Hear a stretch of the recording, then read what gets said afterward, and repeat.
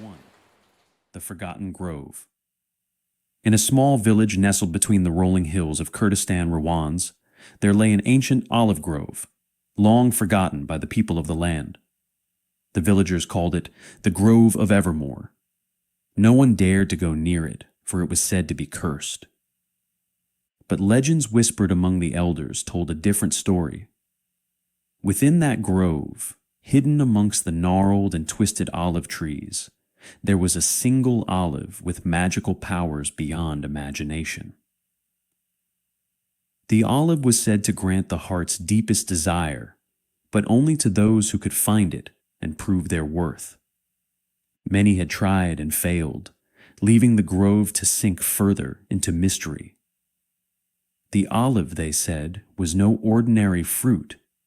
It was born from the tears of the earth itself, blessed by an ancient spirit who still watched over the land. Yar, a young girl from the village, had grown up hearing these stories. She was not like the other children.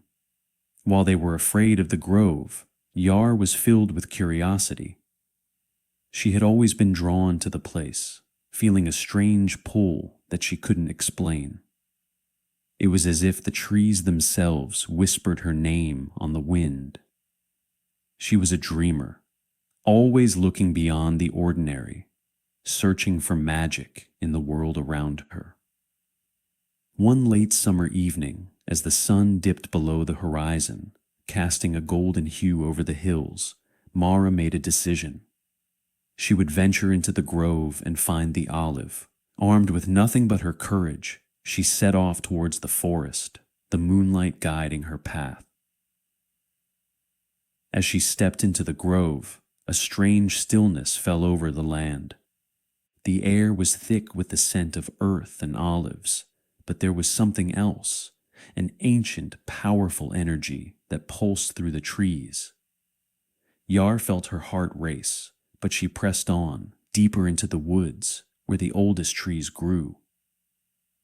The grove was like a labyrinth, the trees twisted in strange patterns, their branches reaching out like fingers. Vines and roots tangled underfoot, but Yar moved with purpose. She knew somehow that the olive was waiting for her. Suddenly, she stumbled into a clearing. In the center stood the oldest olive tree she had ever seen. Its bark was silver and glistened in the moonlight, and its branches stretched high into the sky. At its base, nestled among the roots, was a single olive, glowing faintly with a soft, emerald light. Yar approached it cautiously, her breath catching in her throat. As she reached out to touch the olive, a voice echoed through the clearing, a deep, resonant voice that seemed to come from the earth itself. Only the pure of heart may take the olive of evermore. Are you worthy, child? Yar looked around, searching for the source of the voice, but saw no one. She stood tall and spoke, her voice steady.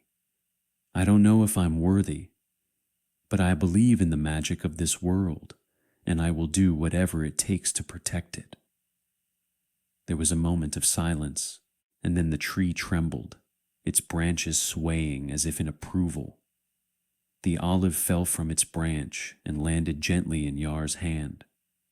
The moment she touched it, she felt a warmth spread through her body, filling her with a sense of peace and strength. Suddenly, the grove around her began to change. The twisted trees straightened, their bark smoothing out, and the vines receded into the earth. The forest, once dark and foreboding, now seemed alive with light and energy. The curse, it seemed, had been lifted. Yar held the olive in her hand, marveling at its beauty. But she knew that this was only the beginning of her journey. The olive's power was great, but so were the forces that sought to control it. She would have to protect it, for there were those who would do anything to claim its magic for themselves. With the olive safely tucked away, Yar made her way back to the village. She knew her life would never be the same, and neither would the world around her. The Olive of Evermoor had awakened, and with it, a new chapter of magic had begun. Chapter 2. The Keeper's Secret. Word of the grove's transformation spread quickly through the village. People whispered about Yar's journey, though none knew the full story.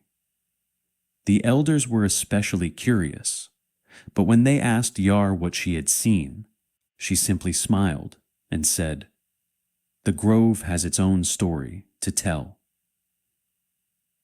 Unbeknownst to the villagers, the olive Yar had found was not just an ordinary artifact of magic. It was the key to something much greater, a gateway to a hidden realm where the ancient spirits of the earth had retreated long ago. This realm was called Ilarion, a place where nature and magic intertwined, and it was said to be the source of the world's balance. One evening, as Yar sat by her window, studying the olive, she felt a presence enter the room. Turning, she was startled to see an old woman standing in the shadows. Her hair was silver, and her eyes glowed faintly, much like the olive itself.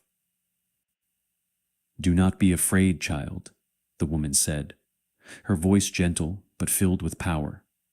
"I am Fatim, the keeper of the grove. I have watched over Evermoor for centuries, waiting for one like you." Yar's heart pounded, but she stood her ground. "What do you want from me?" "I want nothing, but I have come to warn you. The olive you hold is not merely a gift, it is a responsibility. It holds the power of the earth, and many will seek it. There are forces, dark and ancient, that wish to corrupt it for their own gain." Yar looked down at the olive in her hand. She had felt its power, but now the weight of the responsibility began to sink in. "What must I do?" Fatima smiled, though her eyes were sad. "You must protect it, but you cannot do so alone. There are others who will help you, people you have yet to meet, but who are bound to this magic, as you are. Together, you must guard the olive and prevent it from falling into the wrong hands." Before Yar could ask more, Celine vanished, leaving only the faintest trace of silver light in the air. Chapter 3. The Shadows Awaken. The following morning, the village hummed with life as people went about their daily routines, blissfully unaware of the momentous events that had transpired the night before. But Yar could feel the difference. The air seemed thicker, more charged, as if the land itself was holding its breath. She sat on her small porch, staring at the olive resting in her hands. The soft green glow pulsed gently, almost like a heartbeat.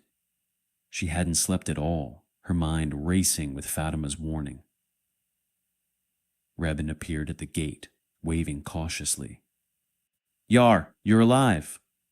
Yar smiled faintly, motioning for him to come closer. As he sat beside her, his eyes fell on the olive.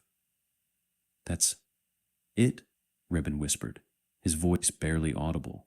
His expression shifted from awe to worry as he took in the olive's eerie glow.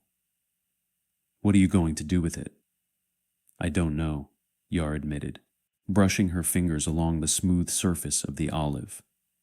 "But something happened in the grove last night. It's more than just a magical fruit, Rebin. I spoke with someone who called herself the Keeper of the Grove."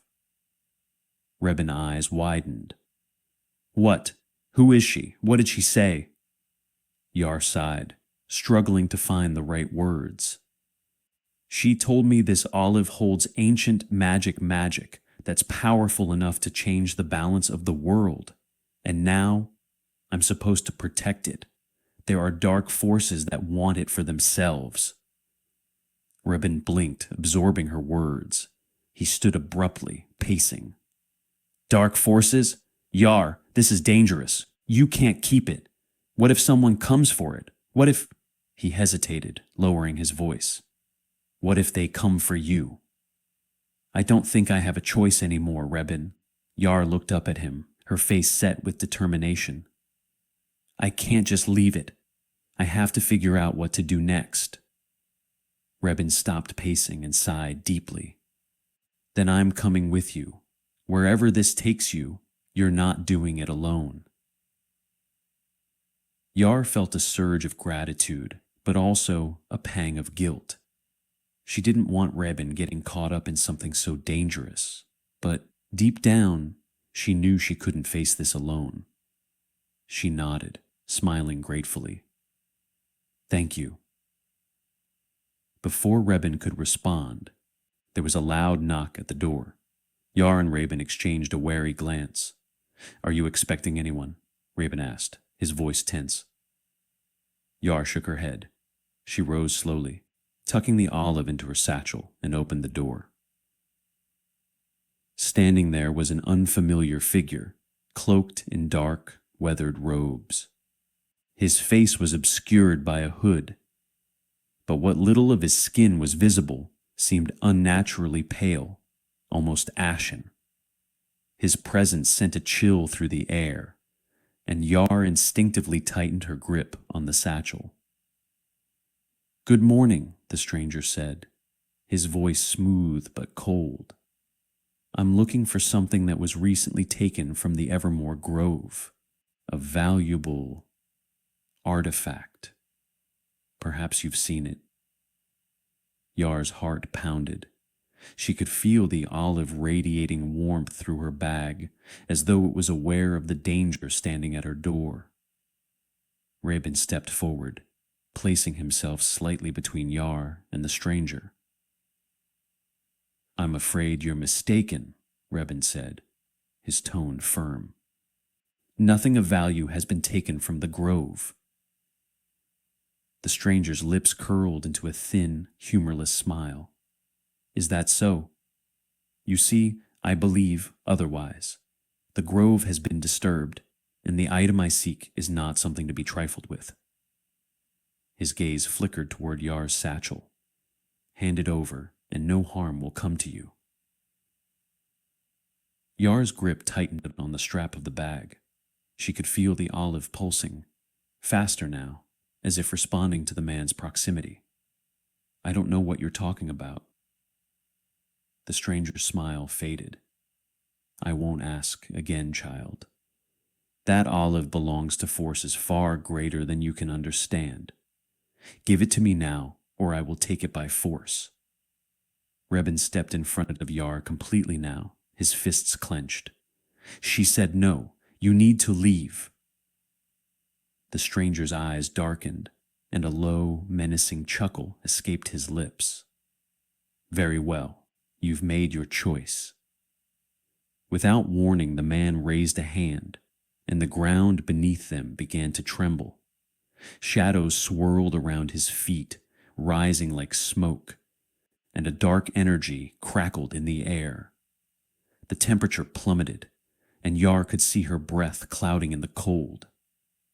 Get inside, Rebin shouted, grabbing Yar's arm and pulling her back. But before they could move, the shadows lashed out like tendrils, wrapping around Rebin's ankle and pulling him to the ground. He grunted in pain, struggling to free himself. No! Yar screamed, rushing forward. Her hand instinctively flew to the olive in her bag. The moment her fingers touched it, a blinding light exploded from the satchel, cutting through the dark tendrils like a knife. The stranger recoiled, hissing in pain as the light washed over him. Yar stood over Rebin, the olive glowing fiercely in her hand, its light pushing back the darkness. She could feel its power coursing through her veins, connecting her to something vast and ancient. Foolish girl, the stranger snarled, retreating into the shadows. You cannot hold on to that power forever. The darkness will come for you, and when it does, you will fall. With a final, hate-filled glare, the man vanished, his shadowy form dissolving into the ground. Yar collapsed to her knees, the olive's light dimming as the danger passed. Rebin scrambled up beside her, his face pale but determined. "What the hell was that?" he gasped, looking around as if expecting the stranger to reappear at any moment. "I don't know," Yar panted, clutching the olive tightly. "But whatever it was, it's not over." She could still feel the olive pulsing faintly in her hand, its warmth a reminder of the power it held. But now that power felt more like a burden than a gift. Rebin helped her to her feet, his expression grim. "We need to get out of here. If he could find you, others will too." Yar nodded, her mind racing. "But where do we go?" "Anywhere but here," Rebin said. "You said the keeper mentioned others who could help. We need to find them before it's too late." Yar glanced down at the olive, her heart heavy with the weight of her decision. She had wanted magic her whole life, but now magic had found her, and with it, enemies far more dangerous than she had ever imagined. "Let's go," she said, determination hardening her voice. "We'll find them." With the olive safely tucked away, Yar and Rabin set out from the village, their path uncertain but their resolve strong. They knew the road ahead would be perilous, but there was no turning back now. The shadows had awakened, and the race to protect the Olive of Evermoor had only just begun. Chapter 4. The First Ally. The sun had just begun its slow descent, casting long shadows over the path as Yar and Rebin hurried away from the village. The further they moved from home, the more isolated the world felt, with nothing but the whisper of wind through the trees to accompany their footsteps. "We need to figure out where to start," Rebin said, breaking the uneasy silence. "You said the keeper, Fatima, mentioned others. How are we supposed to find them?" Yar frowned, her thoughts swirling with the memory of her encounter with Fatima. "She didn't say exactly, but I think—" She hesitated, then pulled the olive from her bag. The glowing fruit pulsed faintly, its light growing stronger the further they walked. "I think this will lead us." Rebin eyed the olive warily. "You really trust that thing?" Yar smiled, though her nerves were still on edge. "It saved our lives, didn't it? Besides, it feels like it knows where it's supposed to go." They followed the olive's gentle pulse, heading deeper into the forest. The air was thick with the scent of pine and earth, and the world around them seemed almost too still, as though the land itself was waiting. After what felt like hours, they reached a clearing, bathed in the golden glow of the setting sun. And there, standing by a small stream, was a figure cloaked in green and brown, blending seamlessly into the surroundings. The figure turned toward them, and Yar's breath caught. A young man, no older than herself, with wild dark hair and piercing green eyes, stepped forward. He carried a staff carved from ancient wood, and the energy that surrounded him was unmistakable. This was someone connected to the earth, to the magic of the olive. "You're the one," the young man said, his voice calm but firm. "The one who holds the Olive of Evermoor." Yar nodded slowly. "I am. And who are you?" "My name is Azad," he said, bowing his head slightly. "I've been waiting for you." Rebin crossed his arms, eyeing Alaric skeptically. "Waiting for her? How did you know we were coming?" Alaric smiled faintly. "The earth told me. It speaks to chapter 4. The first ally," continued. The clearing around them hummed with a quiet, ancient power, and Yar could feel it settling into her bones. She watched Alaric closely, unsure whether to trust him, despite the calm he exuded. Rebin, always cautious, stepped slightly in front of her, his protective nature surfacing. "The earth told you?" Yar repeated, her brow furrowed. "What exactly does that mean?" Azad's eyes gleamed with something mysterious as he tapped his staff lightly on the ground. "The magic that flows through the olive isn't the only magic in the world. There are others like me, those who can hear the whispers of the land. When the olive was disturbed, the earth cried out, warning us that a great shift was coming. I've been sent to help you find the others." Yar glanced at Rabin, who looked unimpressed. "Others?" Rebin asked. "Others like you?" Azad nodded. "Yes, there are 5 of us in total, each tied to a different element of the world. I represent the earth. The others will be harder to find, but together we can stop the darkness from taking the olive." Yar felt the weight of the olive grow heavier in her hand as Azad spoke. "And if we don't stop them?" Azad's face darkened. "The darkness will consume everything. The olive's power will be twisted into something far worse than you can imagine."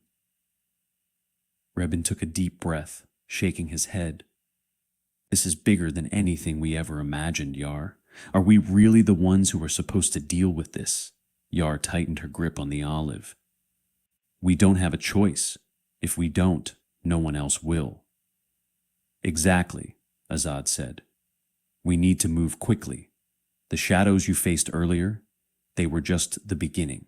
More will come, but first we must find the remaining 4. He paused, his eyes searching Yar's face. "You feel it too, don't you? The olive is guiding us." Yar nodded slowly. "It's been pulsing ever since we left the village. It feels like it's pulling me somewhere." Azad smiled faintly.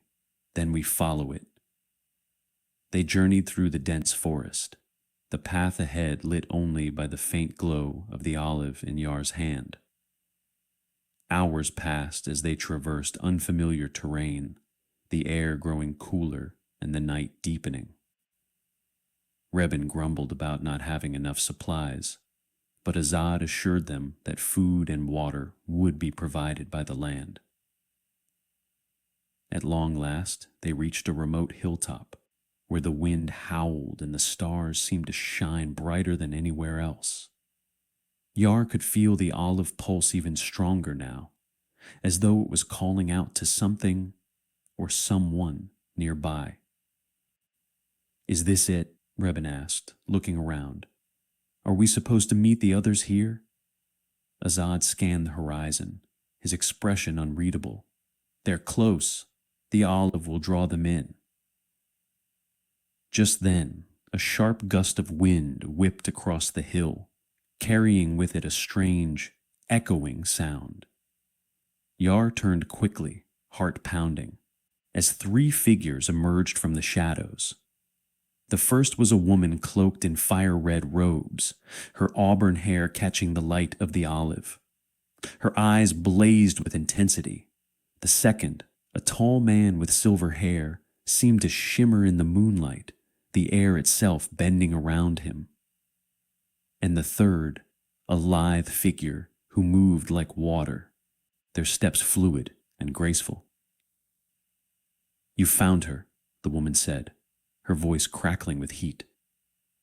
Azad stepped forward, nodding. "This is Yar, the bearer of the olive." The fire-wielding woman examined Yar with a piercing gaze. "Do you understand what you hold? What it could become in the wrong hands?" Yar swallowed hard. "I'm starting to."